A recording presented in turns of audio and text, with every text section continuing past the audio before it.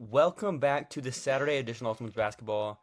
Today we'll be breaking down some rookie performances so far this season, also international performances, Manuka Makani, Janelle Solon, Carla Late, and plenty more. Let's get right into it.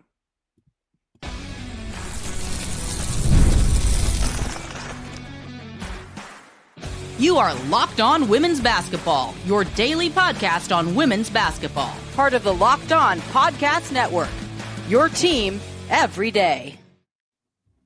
Welcome. You are Locked On Women's Basketball. Thanks for making us your first listen every day. We are free and available wherever you listen to podcast and on YouTube. This episode is brought to you by FanDuel. Right now, new customers get $200 in bonus bets when you win your first $5 bet. And my name's Hunter Cruse. I'm your Saturday host covering the WNBA draft and prospect scouting. Today I'm with my co-hosts Emily Adler and Lincoln Shafer. Emily covers the draft with focus on player development and the game within the game. Lincoln also contributes to our draft coverage and WNBA coverage as a whole here at Locked On Women's Basketball. And the next, to open it up with just some discussion around 5 rookies, true rookies from this past draft we've seen so far this season. Paige Bueckers has been pretty good. She's averaging 13.7 points, 4.7 rebounds, 6.7 assists. It has pretty much been she just had her first double-double. Efficient. Yeah, 10 the most assists. efficient form of offense for the Dallas Wings. What have we seen from Paige through 3 games? She's already so important to that team and how they operate. Yeah, her importance is super high, even if I don't want to say the feel isn't there, but the sort of getting into a rhythm with the shots is not there yet. It'll get there. It's Paige Bueckers. It'll get there, but it is really. It just goes to show how much she means to any offense, that she is so integral and so efficient without just being a good shooter yet. Yeah, she's playing 35 minutes a game through their first 3 games, which is quite a few. Well, the funny part was, what was it, that game against Seattle where they lost by 8 points and she played 37 minutes, but she was a positive and plus minus in that game? Like, how do you play 37 minutes, you lose by 8, and you're still positive? She was like a +4 in 37 minutes and an 8-point loss or something. Might have been +2. Yeah, I think it was, +2, which is absurd. Like, just the 3 minutes cost you the entire game. She was the only good defender against Skylar Diggins-Smith in that game, which isn't a knock on Dejanay. Dejanay just wasn't guarding her because of the fact that Seattle's roster construction. Seattle's tall. Yeah. Yeah. And if you don't put Dejanay on AC, then the defender gets posted to the God dang it. Yeah, Paige is second on the Wings in points per game right now, first in assists, and the first non-center in rebounds per game. So she is continuing her trend of being good at everything that is asked of her. Like Emily said, the shot's not really falling. She's only shooting 37%, but she just does things. She's making things happen everywhere on the floor all the time, and is just everywhere. She's a fantastic basketball player. She's running a 32.5% assist rate and a turnover rate under 15. Running ball screens. Top 5 in W. Shout out to playing for a coach that isn't Gino. She's also first on the Wings in steals and third in blocks. It's not entirely surprising given their defenders are Dejanay Carrington and Dejanay Carrington again. Yeah, that's their defense. Yeah. It's Dejanay. Well, it's literally a wing and a prayer. Then we have next rookie, Sonia Citron. Citron through 3 games, she's at almost 15 points per game. She's been the best player from that trade, that pre-draft trade so far this season. Who was she traded for again? Chicago Sky, Ariel Atkins. Were there any other assets in that trade? Future swap rights and a draft pick. Perfect. In that game against Atlanta. Isn't it great when you give up swap rights and the better player for someone who's older? Also yeah. In 7 years younger. And on the first year of a rookie contract versus will be a free agent next year. I love to get fired. Citron, in her debut against Atlanta, first WNBA game, 24 minutes because of foul trouble, 19 points, 6 of 7 from the field, 5 of 6 at the free throw line. The most efficient debut in league history.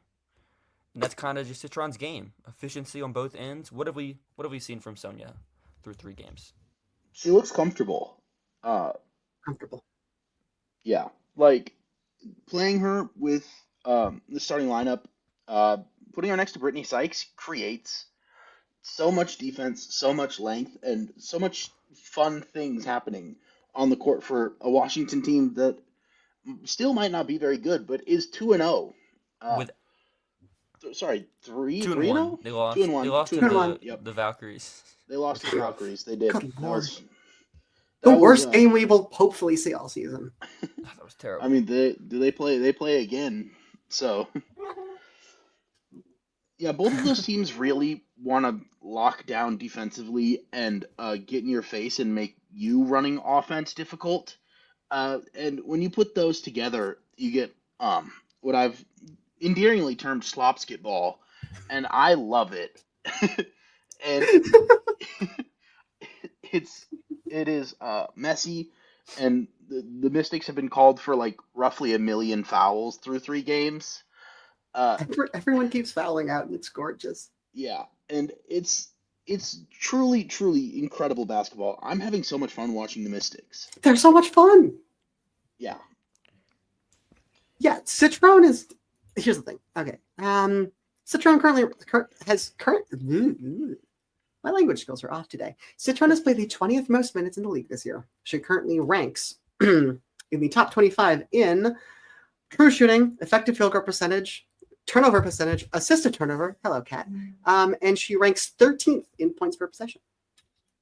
Not bad. Yeah, it's pretty good. And It's not just that she, that the speed of the game is clearly not overwhelming her in the slightest, but like just the level to which her athleticism is playing in the league. We've talked about before about how, I came around to not saying it was necessarily an issue, her athleticism. I still thought it was probably the limiting factor in the profile coming out of Notre Dame, and there's not been a drop off there. Playing against Ryan Howard, playing against Ryan Howard. Kayla Thornton. I said Ryan Howard twice for a reason. Yeah, and Alicia Gray. It's looked good. The other rookie forward in Washington is doing pretty well too. Kiki Iriafen's averaging Citron is not a 14 forward. points and 10 rebounds. Love the segue. Citron's not a forward. I mean, she's playing the 3. It's technically called a small forward. It's the backcourt. It depends on who's playing the 3. They can be backcourt or front court. They're just court. No, she's a point guard. Yep, you're right. My bad. But Iriafen's been solid. She looked really good against Atlanta, who has 2 kind of slow-footed, plodding bigs, who she is incredibly talented at taking off the dribble from 15 feet and just getting to the rim and scoring easily. But she's just been pretty solid. She's committed a ton of fouls, but she has also been scoring the ball pretty efficiently, shooting just about 52% from the field. And I honestly, they're pretty good right now. They're fun. Yeah, this is another example of a player where, like, I don't think we necessarily, by like college standards, she was certainly a positive impact player at USC relative to like, replacement level or like Clarice Akinwafo or backup. Which is not a knock, it's just whatever.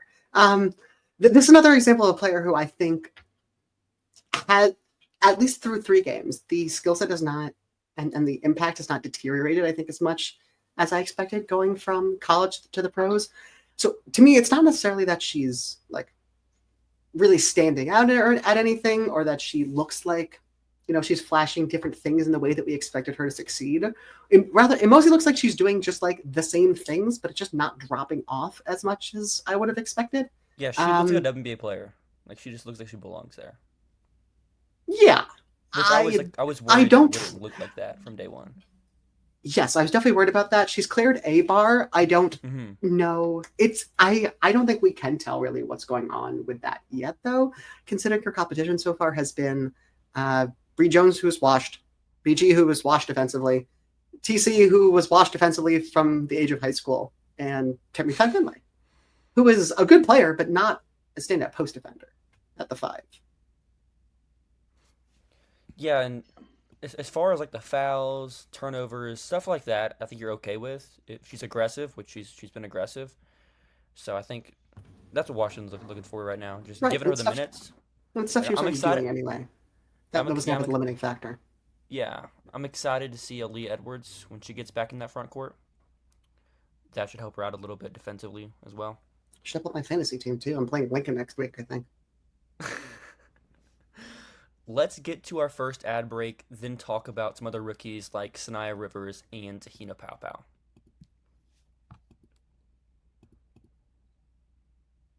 The NBA playoffs are in full swing, and every night delivers highlight-worthy performances, major momentum shifts, and can't-miss moments.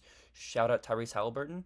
Whether it's a game-winning shot or a breakout player, there's never been a better time to get in on the action. FanDuel makes it easy to get in, stay in the game before tip-off and live. With player props, performance trends, and same-game parlays, fans have more ways than ever to play smart and win big. You can go to head to FanDuel.com and place your first $5 bet, and if it wins, you get $200 in bonus bets. Make every moment more with FanDuel, the official sports betting partner of the NBA. All right, to kick off segment 2, let's start with Sanaya Rivers. Sanaya has only played one game so far this season. In that game, it was against Vegas, which, shoot, that's a lot to play in your first game. And she was guarding Chelsea Gray from the moment she got into the game. You mean Chelsea Gray was getting locked up by her? She got beat backdoor, I believe it was, like the first possession defensively, but then after that, she had a block on Chelsea. She had a block on Chelsea in ISO and swiped her pocket, and then her second play, she had a second defensive play. She had a block on Chelsea in ISO. Chelsea recovered the block and would have missed it if Haley Peters hadn't fouled her. Next rep, Chelsea got the ball on a rampage in transition, and after one dribble, had the ball stripped for a pick six. 6'5" wingspan helps. Sanaya. Great timing. Yeah, like the best athlete we've ever seen. Yeah, it really stood out how quick she is. So good. Like, the way that she moved in college was clearly more athletic than everyone else on the court, but it kind of looked like that against the Aces too. Like, she was just flying by people. She's so fast with the ball in her hands too, and just I couldn't believe just how quick she looked. It's unbelievable. Like, I understand how quick she looked. We thought she was one of, if not the best athletes in draft history coming out. Right. But it's also just like, it's the way that everyone else was still completely overwhelmed. Yeah. I'm not saying it's as bad as the Atkins Citron deal, but Dejanay Carrington for basically it was basically Sanaya Rivers for Dejanay Carrington in that deal, right? Was it not? No, it was Dejanay for JC. I thought it was straight up. JC was. I thought it was also the 8th pick or whatever. Hold on. It might have been the 8th. AcrossTheTimeline.com/WNBA/transactions. Oh boy, it was part of the 19-team trade. Yeah, it was that gigantic deal. But I'm like, which we're sorry, go ahead. My point is, I kind of wish they would have just kept that pick instead of trying to get Dejanay Carrington because similar skill sets, team control. No, the 2025 number 8 pick came from Indiana. Yes, it was all part of the same deal. So, okay, well, that's misleading. Sanaya Rivers, Melissa Smith, Kiki Harrigan, Isaiah James, Jalen Brown, Sophie Cunningham, Michaela Timpson, Kalani Brown, Satu, Sevgi Usun, Alyssa Thomas, Rebecca Allen, Natasha Cloud, and J.C. Sheldon were all a part of this trade. Okay, I'm getting a pedantic. Technically, that's true, but effectively, it's untrue because the J.C. for Dejanay trade was separate. They just happened to get processed on the same day. Looks like a 4-team trade. I mean, it's listed on Basketball Reference as a 5-team. Right, because they were processed on the same day because that's the day that it could open. but they were basically separate. Anyway, it came from Indiana, so that was I have it color coded here. Indiana. Sanaya and Indiana would have been a lot of fun. Yes. They gave up that pick along For with Sophie. they gave up that pick along with Nalissa Smith for Sophie and Jalen Brown. Yeah. Which not a bad trade if it works for Indiana this year.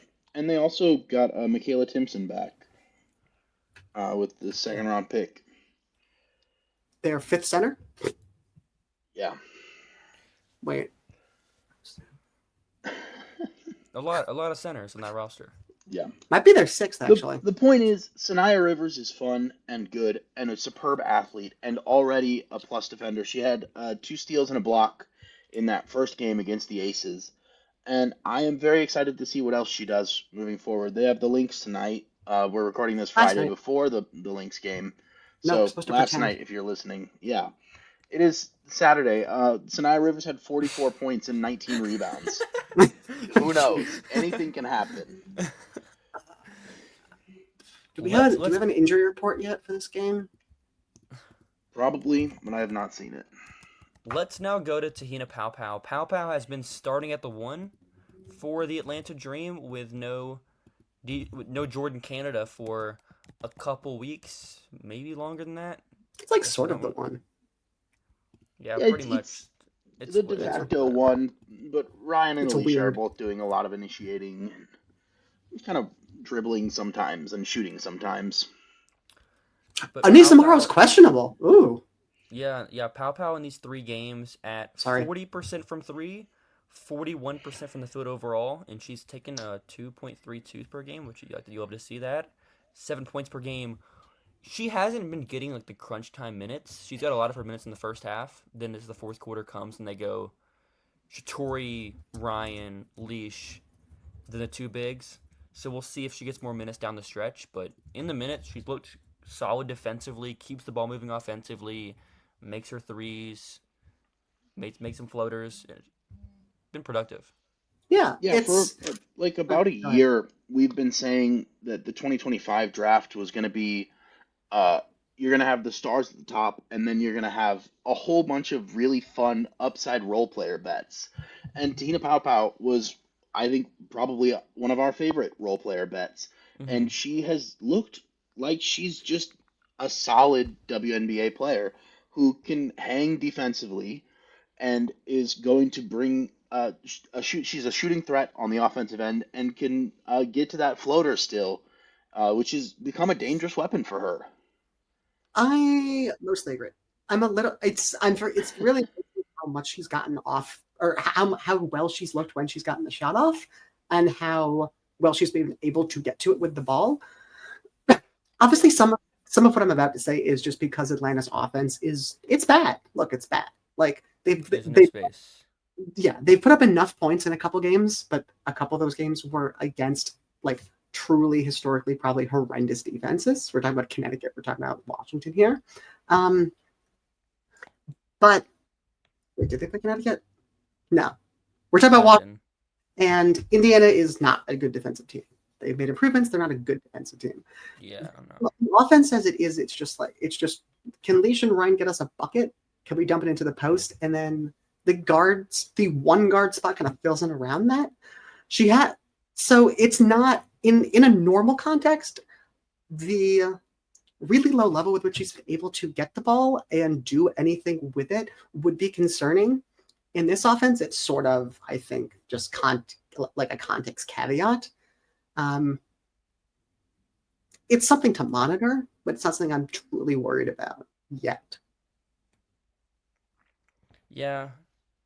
The only other rookie playing over 20 minutes a game that we have not mentioned yet is Sarah Ashley Barker, who absolutely was not supposed to be playing over 20 minutes a game, but has been forced into starting by Rakia Jackson and Ray Burrell, both getting hurt. Rakia Jackson and Ray Burrell, other shooting guards. Barker's been a little bit passive offensively and had some weird moments of indecision. The three has looked worse than you'd expect, just in terms of how it's missing. But she has come in and done the job that was asked of her to not quite like a good level, but she's She plays played hard. minutes. Yeah, she's Yeah. playing hard. She's defending people, and she's 1 for 10 from three, which is not what you're looking for. She's not getting overwhelmed. She's not getting like immediately taken out of game. She's making decent decisions. Yeah. She's taking advantage of openings when they are there. It's like the last like two steps, whether it's at the rim or in the mid range, both offensively and defensively that are her issue. That's it's kind of what you expect of a player of her athleticism, of her archetype, of her age. Yeah, 3 games. We'll see how it goes, but I think getting the reps now should hopefully help her. If It's better than case not. comes. It's better to play than not to play. Yeah, this isn't like football with quarterbacks. But let's Oops. I'm not editing that out. I accidentally hit the button there for the intro. But let's get to our our final ad break. Then then we'll talk about Monica Makani and also Janelle Salon.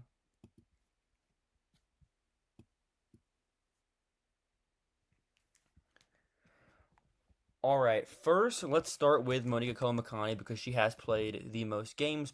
Phoenix has played 2 games total, but she is probable for tonight's game because of a knee injury.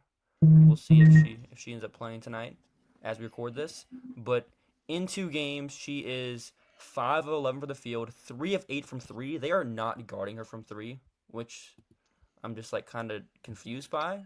Like she shot 40+% from 3 in France on real volume, and they treat her like she's a non-shooter. But defensively is where I've been most impressed. Yeah. Mm-hmm. Oh, for sure. She's looked like a really, really solid guard defender. She's making good decisions with the ball on the offensive end, but she played some really solid defense against Kelsey Plum. And screen navigation. Yeah.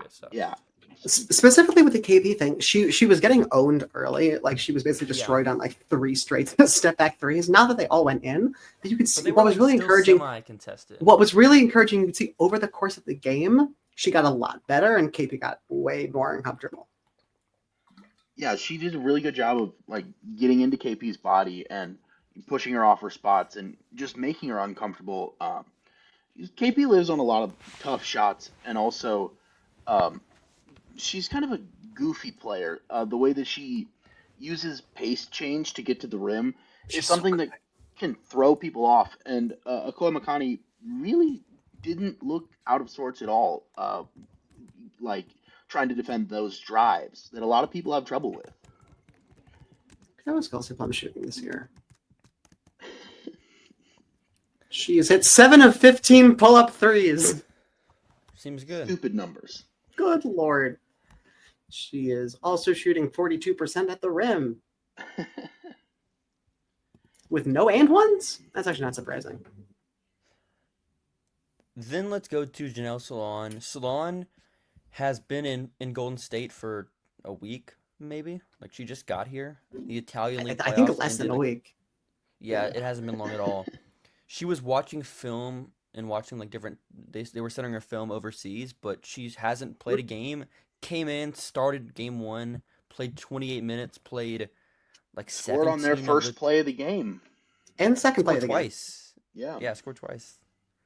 In her defense, her watching WNBA film over in France is basically the exact inverse of what we do with her. But yeah, she got up shots. 11 shots in 28 minutes was 4 of 11. 10 points. 1 of 4 from She started to settle for some tough jumpers when it was like when she got downhill, they couldn't stop her getting downhill. But I think promising stuff for your first game with no minutes before this game. She looked basically how she's looked in France, which is like, encouraging. Italy. France, Italy, whatever. It's all the same. I was encouraged defensively. You didn't know I was what? No, I started to make a joke and I decided against it.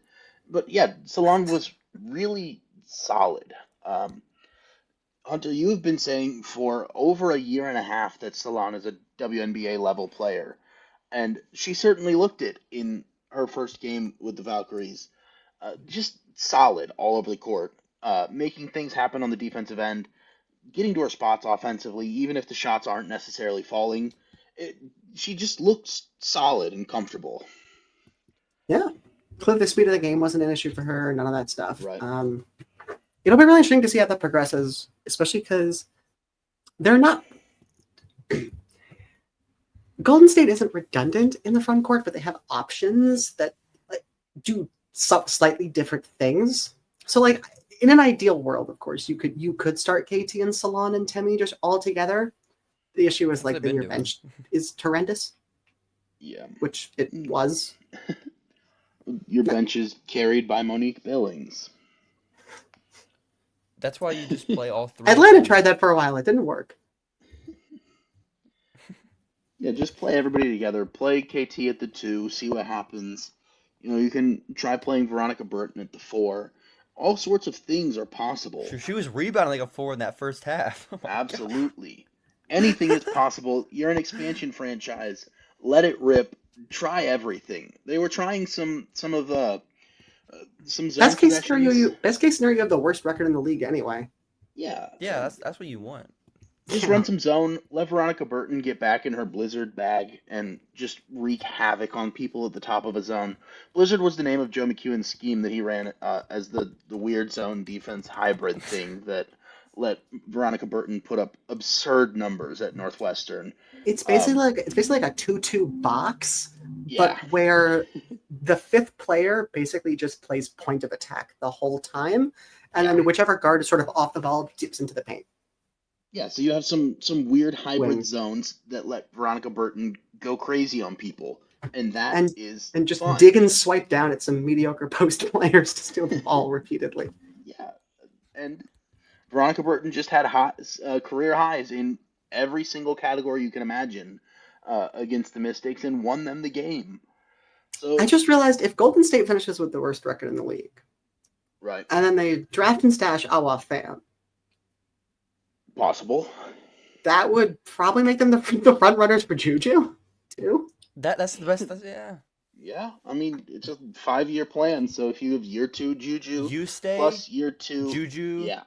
You know who else had 5-year plans? Salon, Awa. Yeah, Carla too. Shoot. Very, very interesting things are happening in the Golden State. While we have some minutes, I want to run through some other quote-unquote rookies. We have Carla. Any thoughts on Kit Laxa? Real shooter. Has good size. She's in she's in kind of the same situation to me as her teammate now, Lexi Held, where if you just put this baseline level of skill and shooting around Alyssa Thomas, incredible things happen. And both of them can shoot and can kind of do other stuff on and off the ball. And if you can just get to like good enough, Alyssa Thomas will make you a playoff team. And that's kind of where Phoenix is. Lexi Held in her 2 WNBA games all of them are better than her 2 best games at DePaul. It's so funny. What is Nick Goran cooking? Hungarian food, it seems like, because they are just plucking great players out of the Hungarian league. She was cut. Marion Bedian. How about those 4 minutes she played? Yeah. They were there.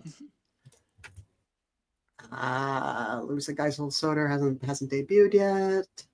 Carla. Yeah, what about her? Drawing fouls. That is what she does. That's all she's done, pretty much. She took a pull up. She took a pull up 3 against Angstler. You remember when we were scouting her, and I was like, she needs a lot of landing space to get off these threes. This is kind of concerning. Yeah. She took a pull up 3 over Angstler and landed on Angstler's feet. Yeah, that's honestly very concerning injury wise. But it's so funny. Do you know what Carla's averaging per free throw attempts per 36 right now? Per 36? 7. 17? 10.1. 90% free throw attempt rate. 90%. But she's also 2 of 10 from the field. Carla is quick. She's going to get to the rim, and then you have to do something about it. I'll save the best for last, so I'll skip that one. Kariana Diaby. Diaby is not a WNBA player. Yeah. it's looked rough. She's the most likely candidate to be waived when Layla Lacan finally Which comes is over. probably not going to be for a while, another month. Yeah, or so. probably after Eurobasket. But Hey, they have multiple options to cut non-WNBA players when she comes over. Like the worst defensive guard on that team. Struggled big time. Speaking of people who aren't WNBA players, I'm not going to try to pronounce that first name, Musa. She played like 1 minute. She played 1 minute. And she got cooked. Blown by 3 She times. got cooked twice. Yeah. Save the best for last. Let's leave on Catherine Westbeld. She's another shooter. If you put shooters and skilled players around Alyssa Thomas, good things happen. Her shot looks clean. It looks compact and like it's going in. And that is exactly what you need next to Alyssa Thomas. She's started at the 5, which I don't expect to last after Natasha Mack is healthy. But she's absolutely cleared my expectations for her as a player. She cuts well. She's getting a couple stocks here and there. Yeah. Nice to see. Yeah.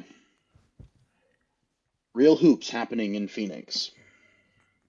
The depth has been better than I thought it would be. For sure. Where's fake hoops happening? Washington. Mostly in Washington, Connecticut. Hey, Washington's 2-1. Chicago. So. Yeah. How about that Chicago game on Thursday? Am I right? It was certainly a basketball game.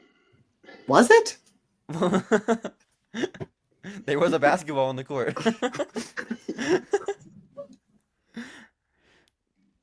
But anyways, thanks for making Ultimate Basketball your first listen every day or your second listen. We appreciate if it's your second listen, as always. And check out Locked On Sports today, the first ever national sports 24/7 streaming channel on YouTube every night, every game until an NBA champion is crowned. And have a great rest of your weekend, everyone.